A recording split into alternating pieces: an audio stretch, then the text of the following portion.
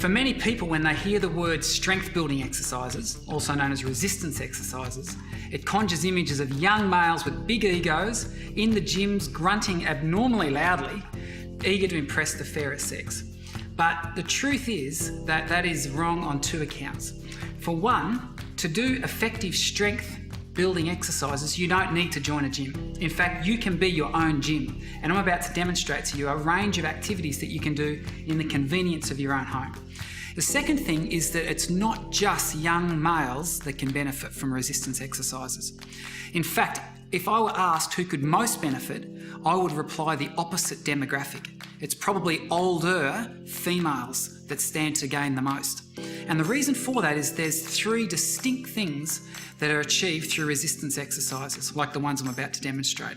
And the first one is that resistance exercises increase our muscle strength and increase our muscle tone. You see, as we grow older, we tend to experience sarcopenia, which is a loss of muscle mass. And when we lose muscle mass, we lose functionality, we lose strength, and there's a whole range of other problems that are associated with that. For example, stability. We're more prone to falling if that's the case. And so one thing is by doing resistance exercises, you can help preserve your lean muscle tissue, which is a real positive. The second thing, and this is fundamentally important, is that when you do strength exercises, not only do you improve the muscle strength, you also improve the strength of all the other things that support muscles, and that includes bones. And we know that one of the best ways to improve your bone density, which tends to decrease after the third decade of life, sadly, is to do resistance type activities like the ones I'm about to share with you. And then the third thing, and you're going to be interested in this, so listen up.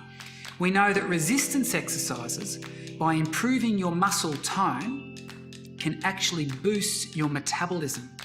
Now, if you know and are envious of those people who can eat copious amounts of food and are still as skinny as a beanpole, whereas we know there are other people who just walk past a cake shop and the smell goes straight to their thighs, we know that often the reason for that is because of your metabolic rate, your resting speed at which you burn energy.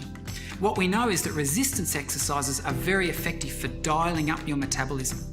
So, if you are interested in A, keeping up your muscular strength and functionality, B, improving your bone strength, and C, dialing up your energy expenditure even whilst you're sleeping, then resistance exercises are for you.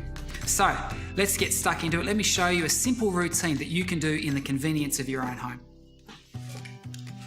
Now, before you do resistance exercises, it's always a good idea to do a bit of a warm-up. And that may just involve 5 or 10 minutes of brisk walking or jogging if you're up to that. So that's one important consideration.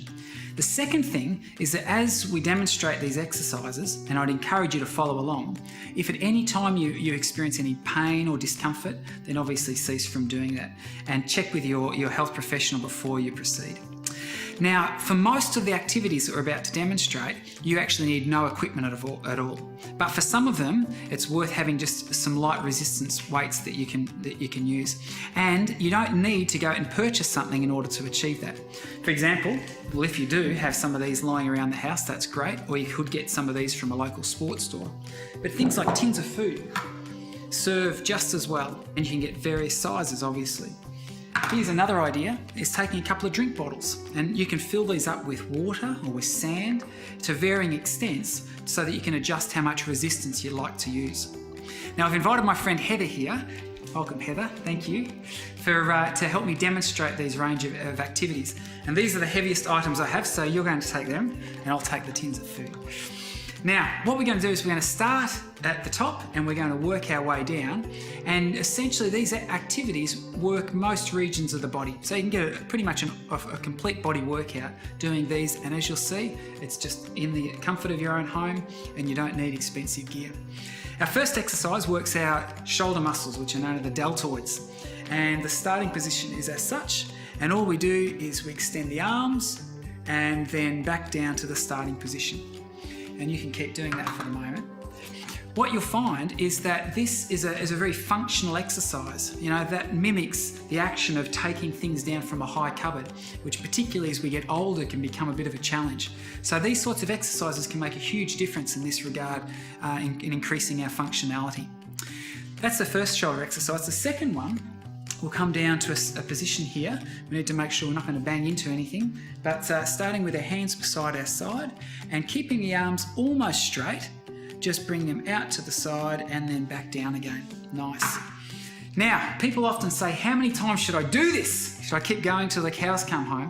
Well, in truth, what you probably need to be aiming for is around about 15, what we call repetitions. And every time Heather lifts that up and places it down, that's 1 repetition. There's 2, obviously. If you can select a weight that you can perform about 15 repetitions with, that's probably about ideal. If you get to the end of the 15 and it's like you haven't even lifted anything, then obviously you need to increase the resistance a little more. If it's too much of a struggle and your eyes nearly pop out of their sockets, then that's too much. And so 15 is probably an ideal target. Okay, there's our shoulder exercises done. The next muscle group we're going to work are the front of the arms referred to as the biceps, and this is called a bicep curl.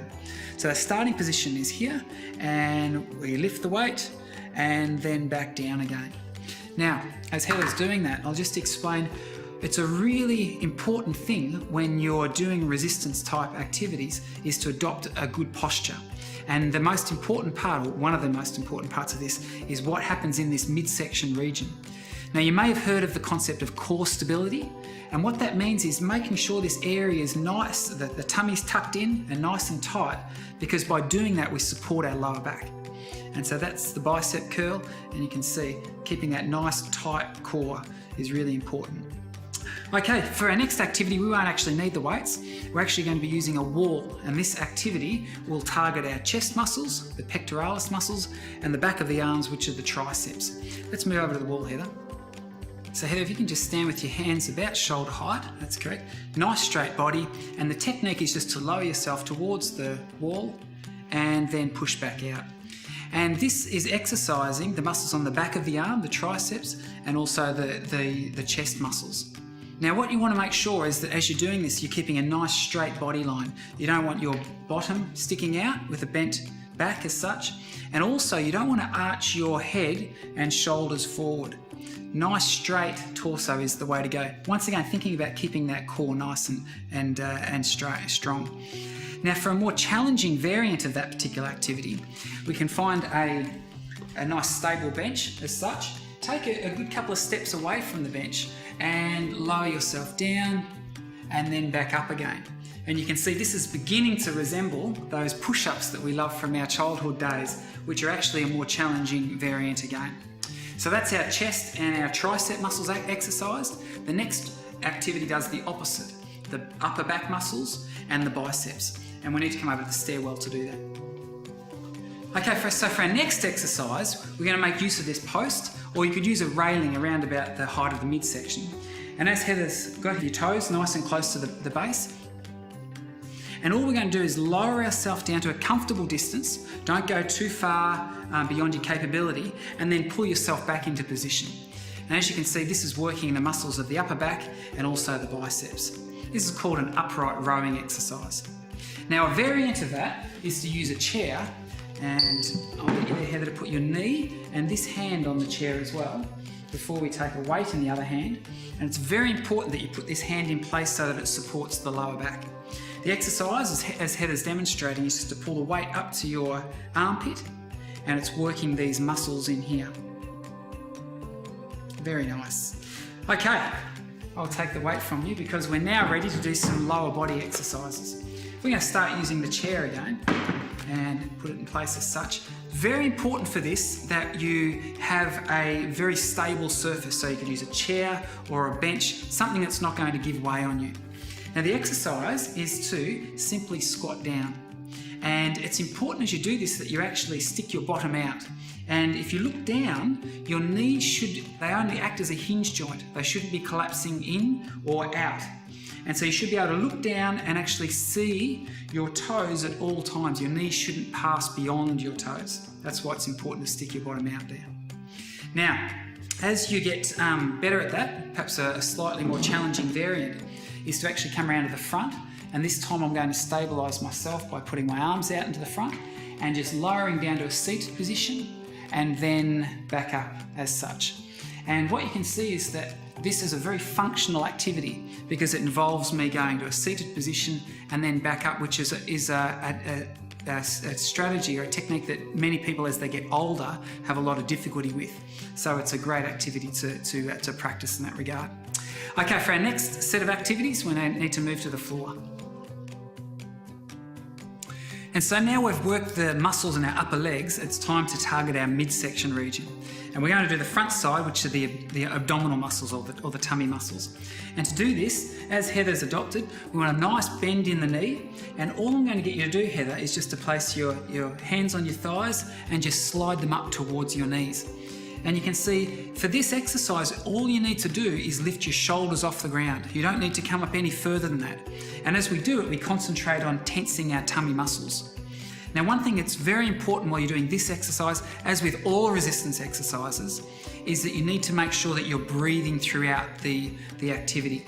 It's in and out constantly. When you hold your breath, particularly that sort of grunting type sound that we call it the Valsalva maneuver, it can dangerously elevate your blood pressure. So it's important that you keep on breathing. Well done, Heather. We've worked the front of our midsection, our tummy muscles. This is an exercise for the lower back region, and all I get you to do is to extend your arms out in front, lifting your opposite arm and opposite leg simultaneously. And according to our 15 repetition policy, if we could perform 15 repetitions on each side, that would be perfect. Once you've completed that, you could roll back over to the front, do your abdominal exercises, roll back, and then once you've done that 3 times each, you've completed 3 sets of 15 repetitions, which is the ideal. Okay, you can have a rest. We're on to our last exercise. We need to come over to the steps to do that.